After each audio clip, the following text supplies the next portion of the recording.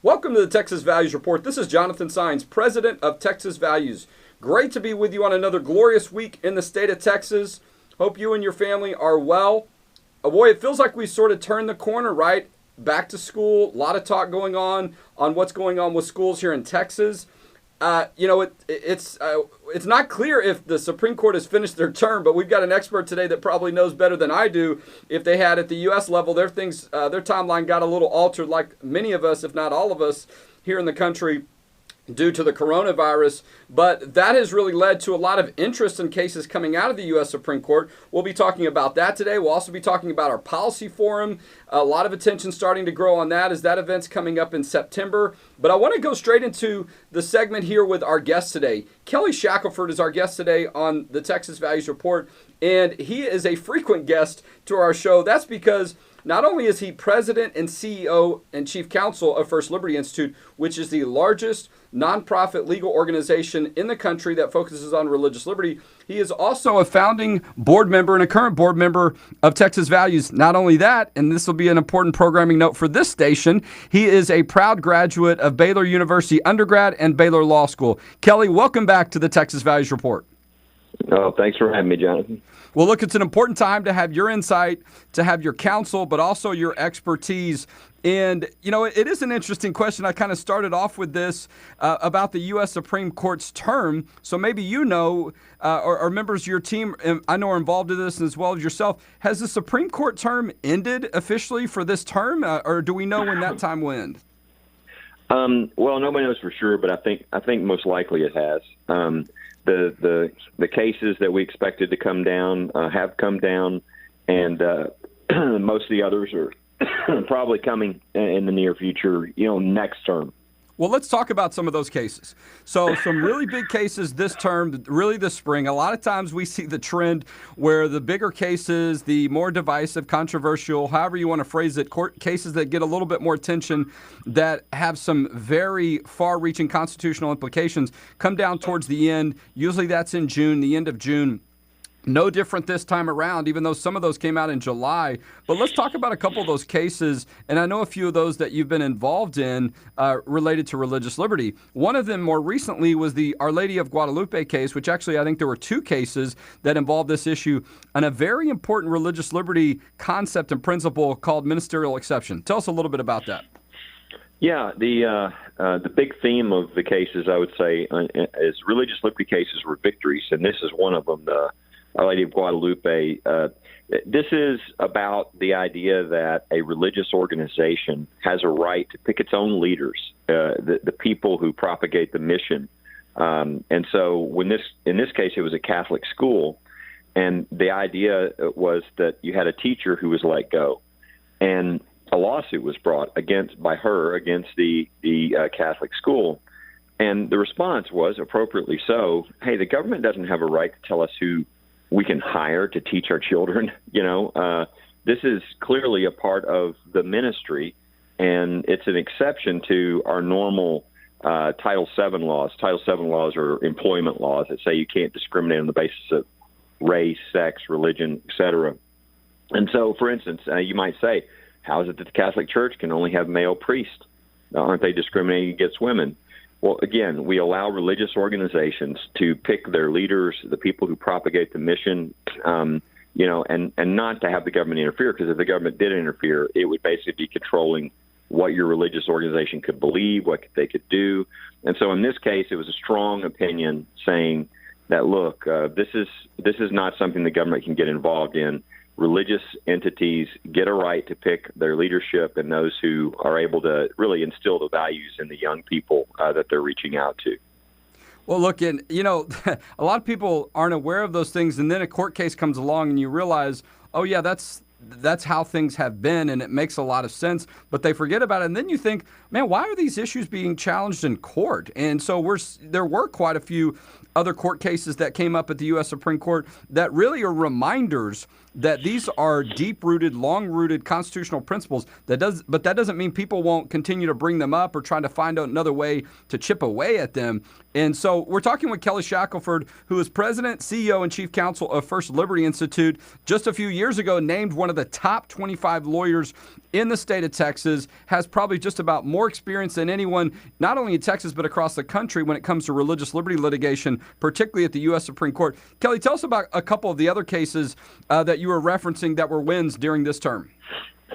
Well, Espinoza was a case that came down, probably one of the first ones that comes down. And what this case was about was you had a law in Montana where you could contribute to, scholarship funds, et cetera, for schools, private schools, and get a tax deduction. However, they specifically said you could not if the school that was chosen was a religious school. So it was treating religious schools kind of like they were the lesser protected, and just pure discrimination against, you can, hey, put your kid in wherever you want, you get a deduction unless they're in a religious private school. And that went to the Supreme Court, and they said you can't do that. That's religious discrimination. The government can't treat religion as if it's less protected than other groups. In fact, it's actually more protected. So this kind of discrimination is not allowed. And that'll be important because, whether it's school choice or these tax credit programs, and really what was behind all this, Jonathan, is a lot of states have what's called a Blaine Amendment. Mm-hmm.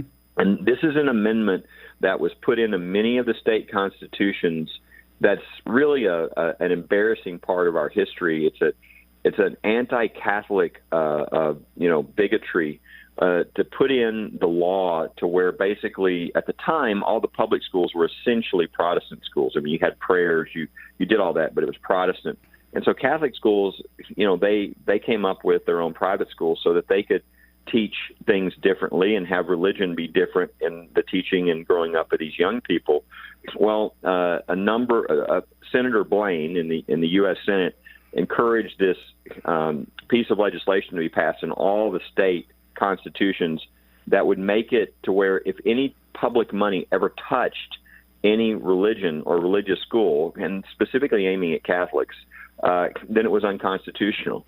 And it was a way to, again, discriminate, to say everybody else can participate in this program, but not if you're Catholic, but not if you're a Catholic school. And so this decision really kind of made clear that those kind of Blaine amendments are odious and are unconstitutional under the U.S. Constitution. So I think it'll go much beyond even school choice and those type of things. Well, speaking of the Catholics, there was another victory at the Supreme Court for Catholic nuns, Little Sisters of the Poor. That case has been going on for a while. Another victory on that. And then also another Supreme Court decision that didn't go so well, the Bostock decision. Now, it might have had some good language in there that related to whether or not for religious reasons you weren't forced to accept certain things regarding sexual orientation and gender identity, but a lot of concern, though, about the precedent for employers on that case. And so I guess we're going to see how that's applied. But I know we've got you for just a few more minutes, Kelly, and I want to transition, speaking to private religious schools, issues that have been going on here in Texas and sure in other places in the country where we've had local governments try to tell public, not only public schools, but private religious schools that they could not open. They had to delay opening for in-person instruction. When I first saw that, I'm like, wait a minute, that is not legal. That's unconstitutional. We got out front. We expressed our concern to the Attorney General's office. No surprise that a good Baylor graduate, Ken Baxton, his team jumped in and said, not so fast. Tell us a little bit about that issue, too, here in Texas. Yeah, you had the order that the governor issued that allowed local health departments, et cetera, to say, hey, school needs to start later or whatever. But I really appreciate Attorney General Paxton and what he did, issuing the guidance to all the schools, the private schools around the country, to let them know that, look, this does not apply to religious private schools. The idea, again, we kind of like we talked about earlier, Jonathan, the idea that the government can come in and tell religious schools who are inculcating the religious beliefs in these children that the government can come in and say, we're not going to allow you to have those schools, or we're not going to allow you to meet. Boy, you are having the government enter a sanctum of protection of the Constitution that is about as sacrosanct as you get. Passing on the religious values, beliefs to children, and the government coming in and tell you to stop. That is really stepping over the line constitutionally. And so I really appreciate Attorney General Paxton. The problem is there's some of these locales, I think San Antonio and some others, that didn't get the message. They did get the message, and they're clueless. They're still trying to, strong arm religious schools. And so there's even been a lawsuit filed in San Antonio. I think anywhere they try this, there will be a lawsuit. And for instance, in Dallas, there are a number of Christian schools. They went to the county judge and said, are you going to try to enforce your order? And he said, oh, I would beg you not to meet. But no, he knows better than to have that lawsuit. You'd not only have the religious schools on one side and us representing them if they wanted us to, but you'd have the Attorney General of the state of Texas on our side as well. And I think it would not go well for these local health officials if they tried to do that. No, it's absolutely right. And we invite people, if you got questions about those issues, send us an email at info@txvalues.org. And also, if you need any insight on these issues too, as it relates to litigation, you can go to firstliberty.org, firstliberty.org. I know our friends at First Liberty Institute here in Texas, their offices are in Texas, even though they do work across the country. They are ready to stand with you if you've got questions or concerns about these type of issues on religious liberty and also related to the private religious schools. I know our team stands ready to assist as well because, look, school's about to start, and a lot of the private schools, some, they are looking for an opportunity to have that in-person instruction. And what concerned me too as well, Kelly, not only were these local governments trying to say you can't have in-person instruction, they said you can't have any other activities as well. We know in addition to athletics, a lot of religious schools, they have religious retreats. They do service projects that are religious-based. It was wide-sweeping. And so it's great to see Attorney General Paxton come in and set the record straight. And now the question is, right, will the the private schools follow? I know Harris County adjusted their approach, or at least their approach is different than others. They put out an order and said, no, this doesn't apply to religious schools, but it still applies to private schools and public schools. And so we know this issue is going to continue, but we've got to stay alert. And that's only if people call and contact us that we can help them. Kelly, last I want to mention something really I'm excited about, and I imagine you are as well. Kelly Schackelford is going to be one of the speakers at our Faith, Family, and Freedom Forum. This is an annual event that Texas Values does. We believe it's the largest event about Christian worldview and public policy that's based at the state level. That's on September 18th and 19th here in the Central Texas area. This is going to be an event we're going to have in person, but there will also be a live stream event. Kelly, we're excited about having you come to speak. The Attorney General is going to be there. We got some other great people, and we know you're going to have some really up-to-date information to bring and some encouragement for people in the state of Texas. Yeah, there's just a lot to talk about right now that people don't know. You see a lot of the really sad things that we're watching, riots and these types of things, but there's a lot of really good things happening. We're getting incredible judges on the court right now. We've been working with the administration. We're up to 200 federal judges, and these are solid people. I can describe those to people, and when we get there, hopefully we'll have many more. The coronavirus cases, that's a huge battle to be talking about right now. We've represented churches all over the country, and while we've won all of our cases, every single one of them, there have been other lawsuits filed that have not been successful by other churches, other people. And so we're in the middle right now of a real battle over whether the government is going to have control of the church. And we've got to make sure that doesn't happen. But until we're done, we won't know. So there'll be a big update, I'm sure, on that and many more things by the time we get there. Kelly, we're talking with Kelly Schackelford. We're about to let him go for the day, but Chief Counsel, CEO and President of First Liberty Institute, did I see on social media that your team or a church you are working with, a pastor's close to having a prayer or a session or whatever with the California governor, Gavin Newsom? Yeah, Sean Fout, he's the worship leader for Bethel Church out in California, and they actually issued an order there, the governor, telling them they couldn't sing or worship, which is just outrageous. And so he he said the church, his quote was, the church is leaving the building. And so they began to have huge worship rallies now to kind of, it could be called a protest, but it really was just worshiping the Lord. And thousands of people are coming together and worshiping. And he started this really as a national movement, and really out of California. And they're having a huge rally at the Capitol, and they are inviting the Governor Newsom, to come and pray with them and worship with them. So good for him for not just sitting back and complaining, but doing something. That's absolutely right. Religious freedom. That's absolutely right. You know, that invitation we know applies to any and everyone. So what great leadership, but also an opportunity to have a Christian witness, but really giving a chance for more people to see these things have gone too far. I mean, these government orders and restrictions have gone too far. It has come time, if not past time, to say enough. We've got to start making sure that the government does not misuse these crises in this situation to overexert themselves in this overreach on the church. Kelly, I know your team is going to be front and center on all those battles, continuing moving forward, and we're excited that you're having the victories, and you're also having the presence and continue to have those opportunities. We're excited you're going to be speaking at our event on September 18th and 19th, and we're thankful that you continue to be a board member for Texas Values. Kelly, God bless you and Karen, your family, and all the great people at First Liberty Institute, and thanks for being a guest today on the Texas Values Report.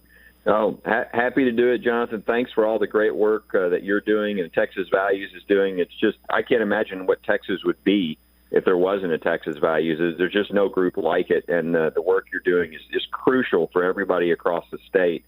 And I would mention, we talked about Sean Feld. We interviewed him on a Zoom show yesterday, and if people want to watch it to see what's going on, they can go to firstliberty.org and go down a little bit, and there's a First Liberty Live. You'll see him.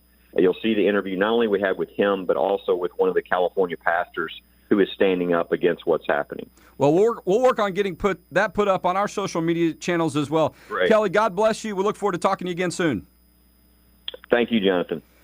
Well, I couldn't have said any better than Kelly about the work we're doing at Texas Values. Boy, I can't imagine what it's like to be going around the country doing this kind of work. We got our hands full just here in the state. And you heard Kelly talk about some of those Supreme Court cases. We've been involved in some of those as well with amicus briefs, legal briefs that we filed at the U.S. Supreme Court. But front and center has been these local battles here.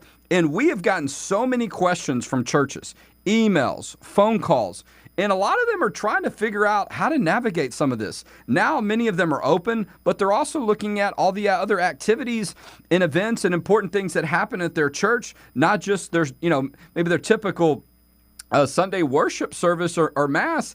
And now they're trying to figure out, what about this event? What if I do this? What if I have this meeting? So please continue to contact our office by phone, also by email. The email is info@txvalues.org. info@txvalues.org. You can also call us at 512-478-2220 if you have those questions. We will do our best to get back to you on that. But as you might imagine, we're seeing, as you hear sometimes, right, when you call for service, the call volume is at, a highest level it's been or higher than normal periods. That is certainly the case for us. And but we want to be as responsive as we can. And a lot of times people are just calling in to say hello, or they want to talk a little bit about some of our work. That's fine as well, but we're getting a lot of requests. I will tell you, well, I encourage you to call. If you can send an email with some detail, that really helps. So before we get back to you, we can have a better idea of what you're dealing with, and then we can break it down a little bit and have some analysis with you. info@txvalues.org. If you'll send an email to that, we'll work on getting that feedback. And we've done a lot of that feedback. A few of those things are going to be posted this week. Before the end of the week, some analysis we've had from churches, because we're looking at what is Travis County saying versus what the state's Attorney General's office has been saying. Is some of that language the same? What are we allowed to do other than just have a church service? And some of these things can be very fact specific. So, but just about every request we've gotten, we've been able to tell the church, yes, you can do that. Yes, you can have that event. Here's the way you might need to approach it or consider approaching it. But the answer is not no, that you can't do this. And so one of the things that we realized too with some of our analysis is, if you have an event that's outdoors, you're talking about a whole lot more freedom. And when it talks about at the state level and also about the local level, houses of worship, that is not defined to just a structure or a building. the church and the body of the church is not simply a building or four walls. It's the group of people and a set of beliefs. And so keep that in mind. If there are events that you're going to be having outside, that your religious liberty rights and the lack of a limitation on the amount of people does not apply to just indoor events and indoor worship services as well. So, but contact us and check our website. We'll do our best to get information back. Before I forget, too, we got about 6 minutes left. Big issue brewing in Carroll ISD. Okay, this is a school district in Dallas-Fort Worth.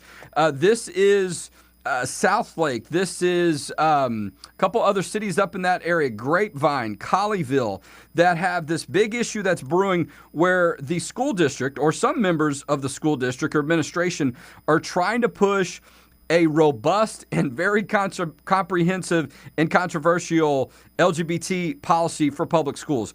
Could impact all the way down to kindergarten, K through 12. And it is quite far-reaching. And so we put out an action alert on it yesterday, and it has absolutely blown up. And the vote is on Monday. Now, I say the vote. The expectation is that there's going to be a vote. We'll sometimes see that these local school officials, they won't have a vote, or they'll go into executive session. They'll avoid the public. And so we're going to have to see how it plays out and give you some updates on it. But as far as things are scheduled now, I believe at 4 o'clock they're going to start meeting. We're hearing so far that testimony is by Zoom only, but that could change.